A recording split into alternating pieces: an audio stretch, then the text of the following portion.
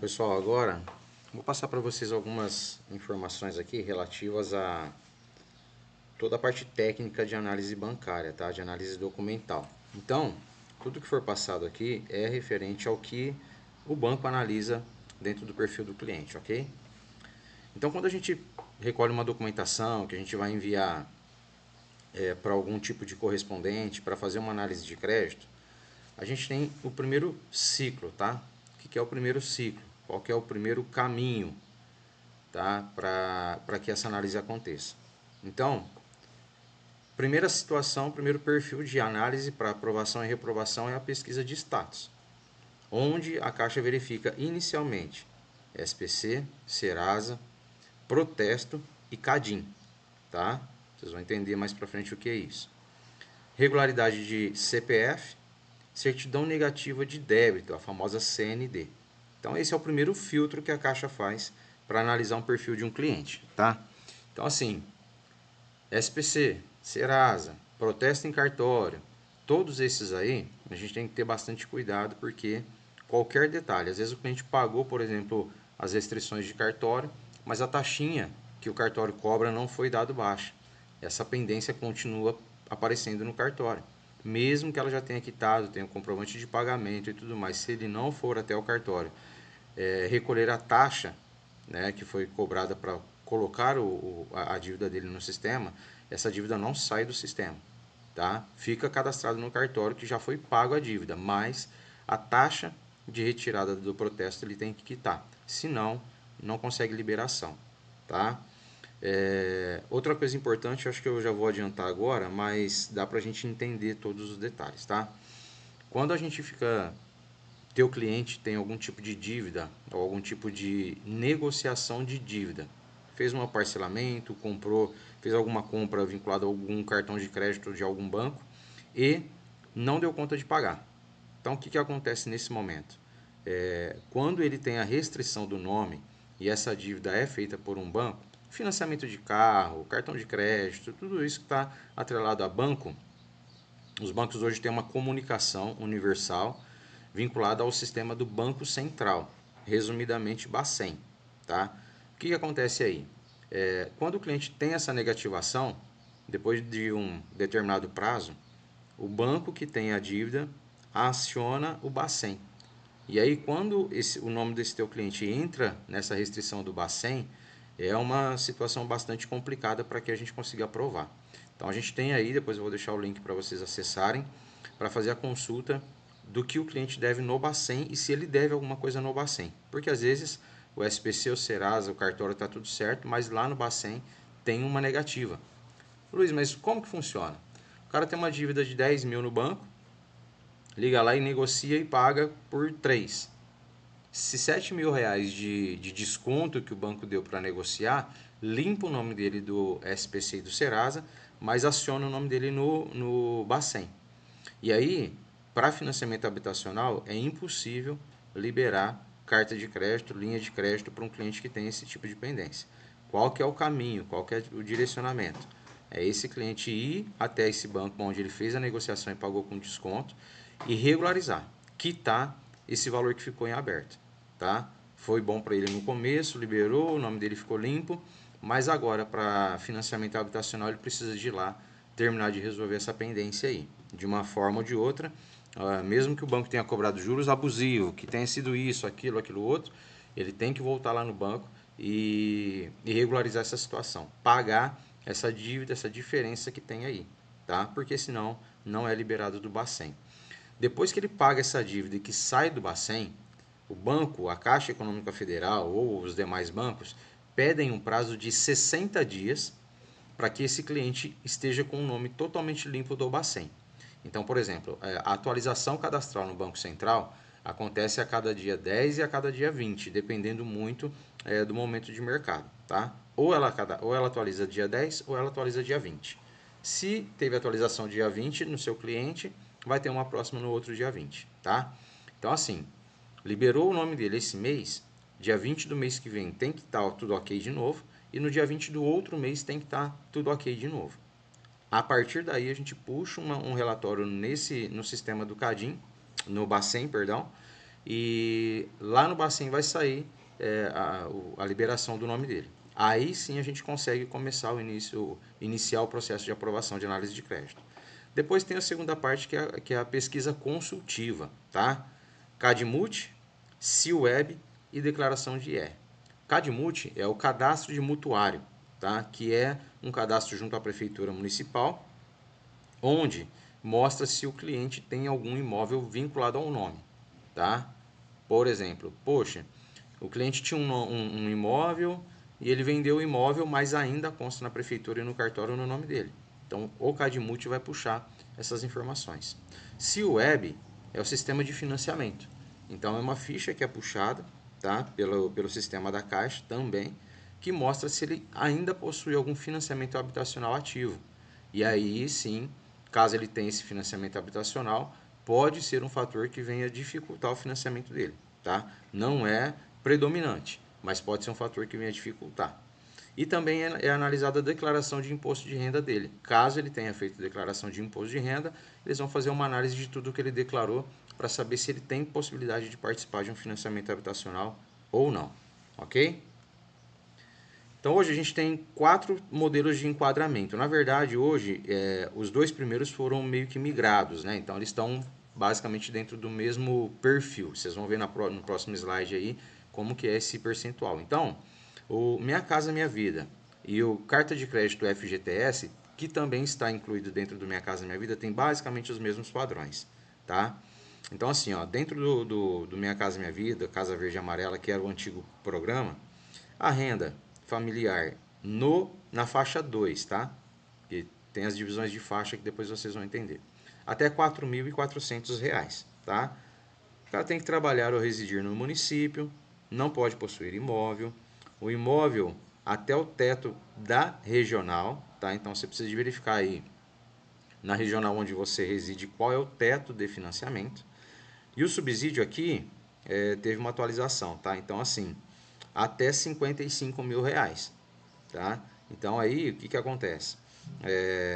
Para você conseguir um subsídio nesse valor, já expliquei nos outros vídeos, a gente precisa de uma renda compatível. Então quanto menor a renda, maior o subsídio. E aí vocês já sabem lá nos outros vídeos que eu expliquei o porquê disso. Carta de crédito de FGTS que está migrando também, está tudo vinculado, está tudo dentro do Minha Casa Minha Vida. Renda a partir de R$ 4.400 a R$ 8.000, a gente classifica como faixa 3 do programa Minha Casa Minha Vida. Tá? Então, assim, o Minha Casa Minha Vida é dividido entre a faixa 1,5, que é de 1.900 a 2.500 aproximadamente, a faixa 2, que é de 2.500 a 4.400, e a faixa 3, que é de 4.400 a R$ 8.000, tá? Mesmo padrão, trabalhar ou residir no município, não possuir imóvel, imóvel do teto da regional, tá? E se o cliente já foi beneficiado com algum subsídio, tá?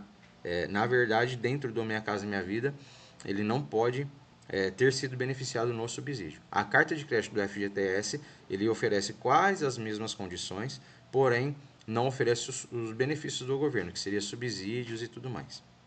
O Procotista é uma outra linha de crédito, tá? Valor do imóvel ou renda acima do teto do programa Minha Casa Minha Vida, ou do programa Casa Verde e Amarela, que era o programa anterior. Ter 36 meses de registro, tá? Ser registrado ou possuir saldo de FGTS, tá? Isso para o procotista, tá, gente? Correspondente pelo menos a 10% do valor do imóvel, tá? Trabalhar e residir no município, não possuir imóvel ou financiamento ativo. E por último, o SBPE, Sistema Brasileiro de Poupança e Empréstimos, tá? Então, tudo que passa de R$ 8.000 de renda, todo cliente que passa dos R$ 8.000, ele é enquadrado diretamente no padrão do SBPE, independente se ele já tem um ou não tenha imóvel, se for o primeiro imóvel dele. Mas o perfil de renda ultrapassa os R$ 8.000, leva-se direto, é enquadrado direto no programa do Sistema Brasileiro de Poupanças e Investimentos, que é o SBPE, tá? Já pode ter imóvel ou pode ser o primeiro imóvel, e aí o teto de financiamento para o SBPE chega a 3 milhões. Então, dentro do SBPE, ele pode financiar imóveis até 3 milhões de reais, ok? Então, basicamente, aí para a nossa interpretação, esses são os 4 padrões de enquadramento de financiamento, tá? E aí o que a gente tem? As taxas de juros referente a cada faixa dessa. Então, como eu falei, Minha Casa Minha Vida e o Carta de Crédito da FGTS está meio que vinculado, porque as taxas de juros estão iguais. Procotista tem a sua taxa de juros e o SBPE também tem a sua taxa de juros, tá? Então vamos lá para vocês entenderem. Normalmente a gente tem a taxa de juros padrão, e se a pessoa no Minha Casa Minha Vida ou Carta de Crédito do FGTS tiver mais de 36 meses de registro em carteira, ele tem um fator redutor. O que é o fator redutor?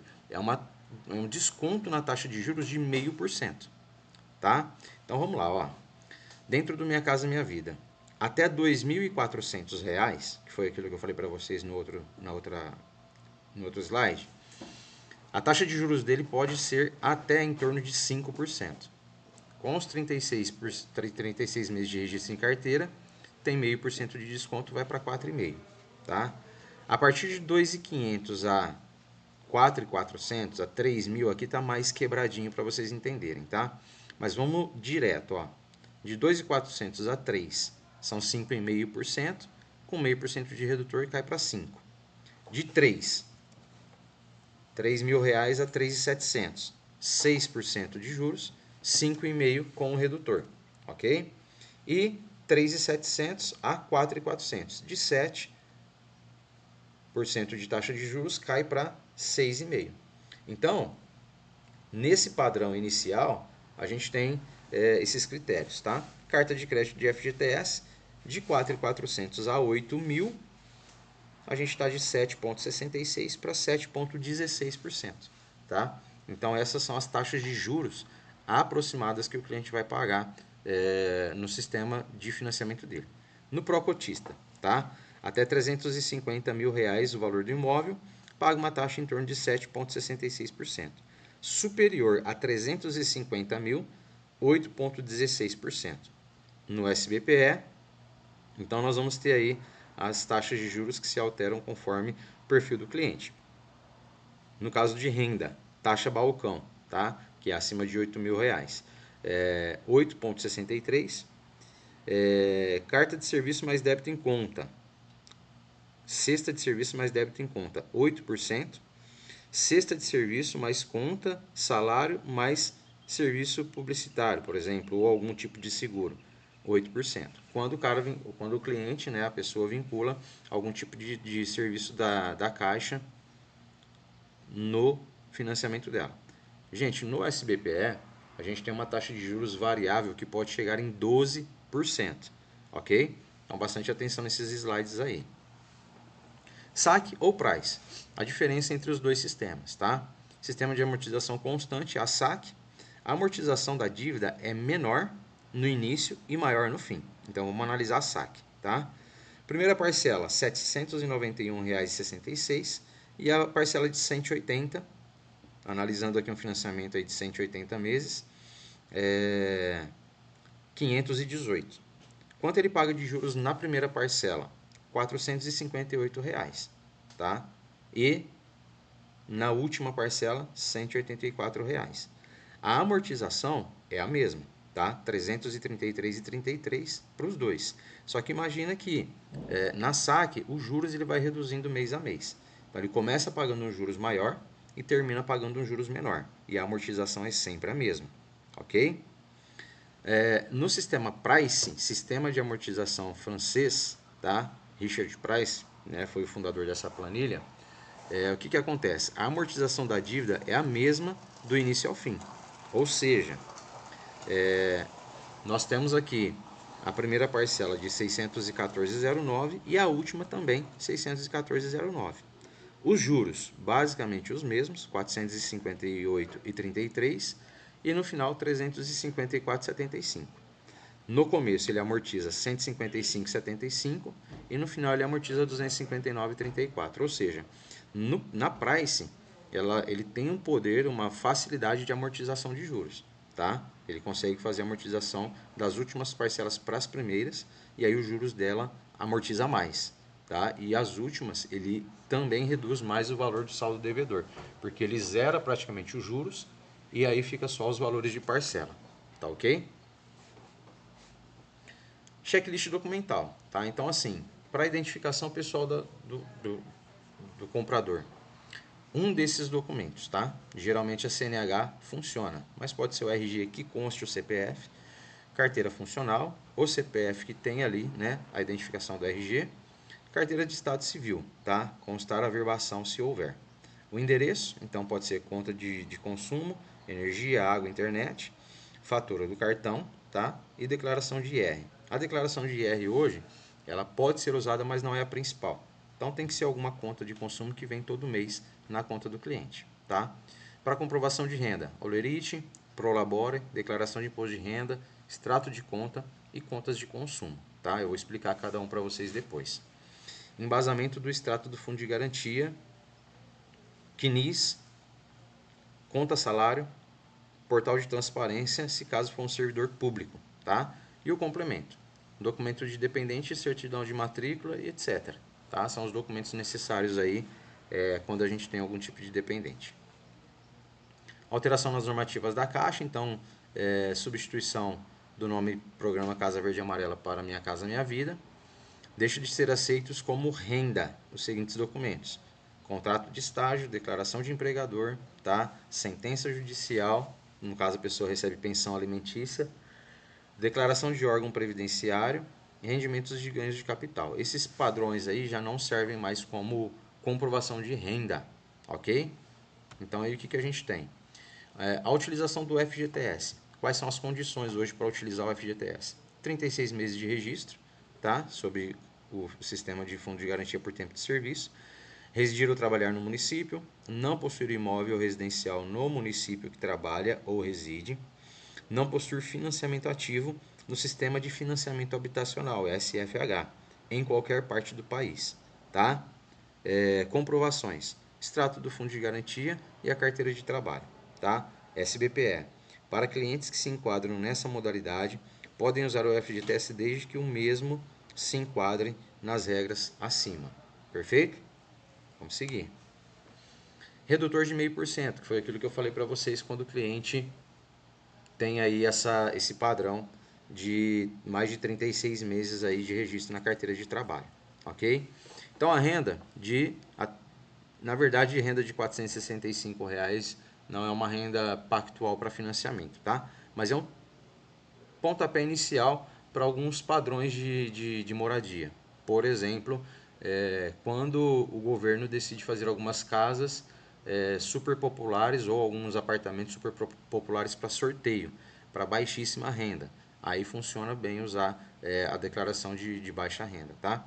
Então, fator redutor: 36 meses sobre o regime de carteira de trabalho, sistema de fundo de garantia por tempo de serviço, e aí o extrato do FGTS na carteira, tá? E aí tem os fatores redutores que a gente já explicou lá na frente. Não propriedade, ou seja, declaração de não propriedade. Quando a pessoa tem um imóvel registrado no nome, porém ela não é dona ainda, tá? Certidão de matrícula atualizada. Na existência de matrícula para o endereço, apresentar certidão negativa de indicador real, emitida pelo Cartório de Registro de Imóveis, CRI. Análise do cliente. Vai mesmo padrão: Serasa, CND da Receita, CPF, não declarante de imposto de renda, e aí tudo isso que vocês estão vendo aí. O CAD-MUT tem que estar positivo, né? Então, por exemplo, aqui é um exemplo, tá?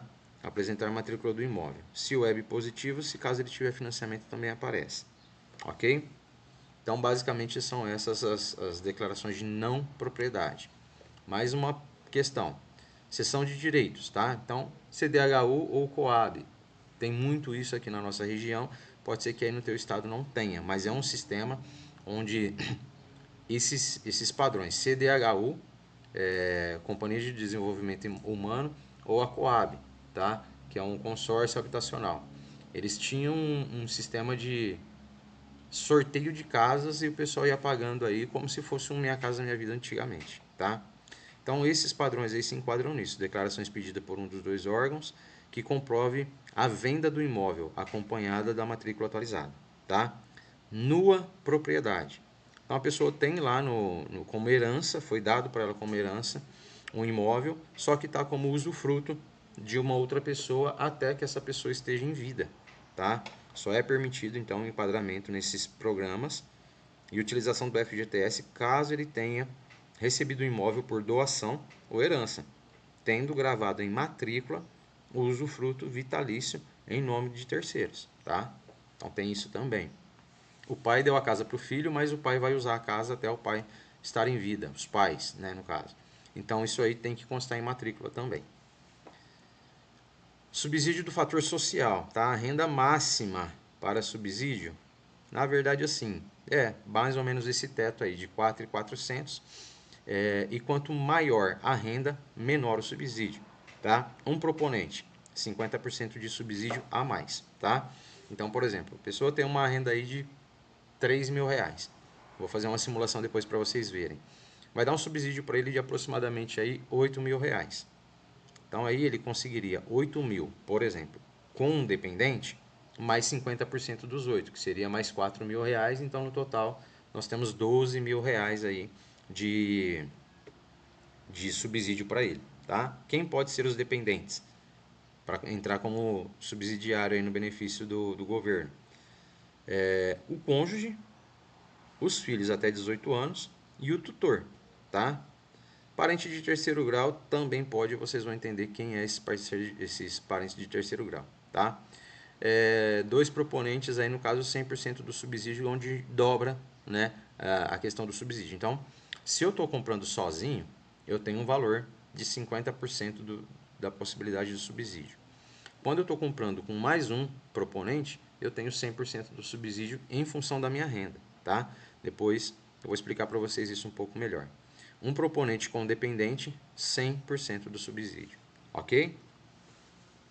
Renda formal, o cara que é assalariado, documentação obrigatória, olerite, carteira de trabalho e CNIS. 3 ou 6 meses, se variável. Atualmente a Caixa flexibilizou um pouco mais isso e a partir do primeiro mês, um mês e meio, 2 meses de trabalho, tem análise de crédito que já estão sendo aprovadas, tá? Quais são os embasamentos? Extrato do Fundo de Garantia, CNIS, extrato de conta salário e o portal de transparência se for servidor público, tá? Poderá ser apresentado o documento de até 2 meses anteriores ao mês corrente da avaliação de risco, ok?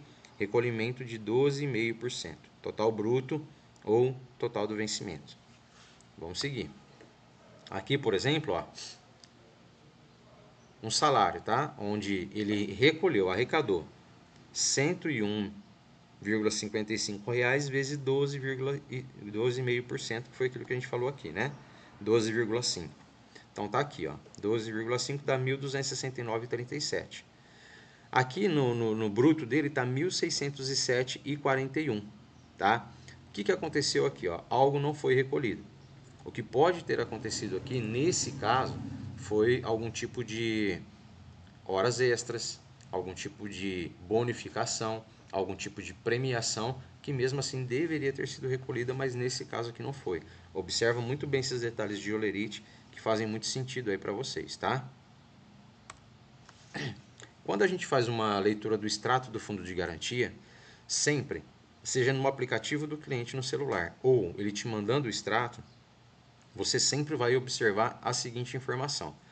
Se tiver claro, explícito, o saldo, é direto no saldo. Se não tiver, você vai identificar valores para fins rescisórios, tá? Seriam os valores para, no caso dele ser desligado ou encerrado as atividades dele. 11.234,66 nesse exemplo aqui, tá? E aí nós temos um saldo de 11.234,66, que é o saldo total para os fins rescisórios. Então, a gente consegue ter uma base do que pode usar do fundo de garantia dele através disso aqui, tá? O INSS do cliente, então o CNIS do cliente, que é o Cadastro Nacional de Informações Sociais, onde a gente pega todas as informações aqui e coloca para o cliente entender todos os detalhes e tudo direitinho, tá? E-social, então aqui no E-social a gente consegue também informar o que é o E-social.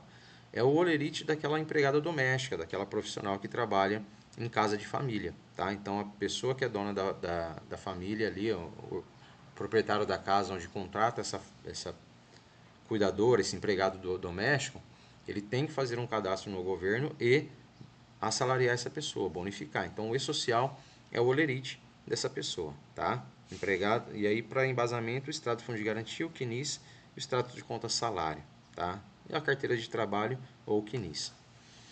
Rendas informal, profissional liberal ou autônomo, tá? Documentação obrigatória, pro liberal ou autônomo, tá? Declaração de imposto de renda, quando posso utilizar o IR, e aí você vai ver depois isso. Extrato de conta corrente, fatura de cartão de crédito, despesas mensais, tá? Então aí 3 a 6 meses, se variável. Declaração retificadora é aceita desde que a declaração original tenha sido entregue no prazo permitido. Então olha lá, sempre a declaração de imposto de renda deve ser feita dentro do prazo, tá? De entrega, no máximo 30 dias após, ou seja, o prazo de entrega do dia 15 do 3 a 31 do 5 de cada ano, sempre nessa data, tá? Regras de obrigatoriedade. Renda tributável superior agora nós estamos falando de 32 mil. Rendas isentas e não tributáveis superiores a 40 mil. Lucro sobre a venda de bens imóveis, etc. Realizou operação de bolsa de valores. Tem que constar tudo isso, tá? Renda, atividade rural superior a 142 mil.